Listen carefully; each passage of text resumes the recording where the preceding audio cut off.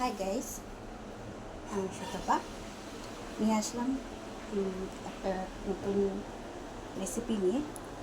আগেকার দিনে ঠাকুমাদের খুবই প্রিয় খাবার কচু বাটা।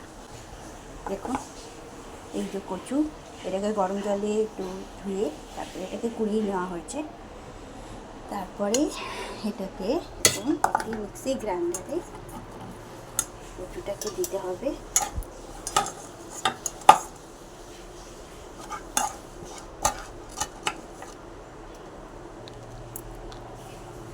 কচু বাটাটাকে দিলাম, এবার দেবো গোটা কালো সর্ষে। দেখুন, আমার একটু লাইটের প্রবলেম আছে, এই যে গোটা কালো সর্ষে আপনাদের পছন্দ মতন পরিমাণ মতন দেবেন। এবার সামান্য একটু নুন, স্বাদ মতো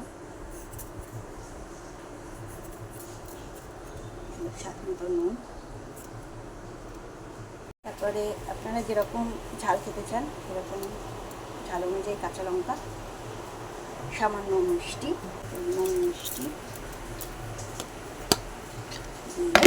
দিয়ে মিক্সি গ্রাইন্ডারে বেটে নেব। তারপরে যারা যারা চাইবেন কচু বাটাতে একটু নারকলও, আধখানা নারকল দিয়ে ওর মধ্যে দিয়ে টেস্ট করতে পারেন, তাহলে জিনিসটা আরও বেটার, আরও ভালো খেতে হয়।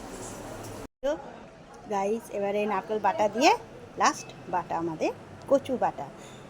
এবারে গরম ভাতের সাথে কচু বাটা, দারুণ।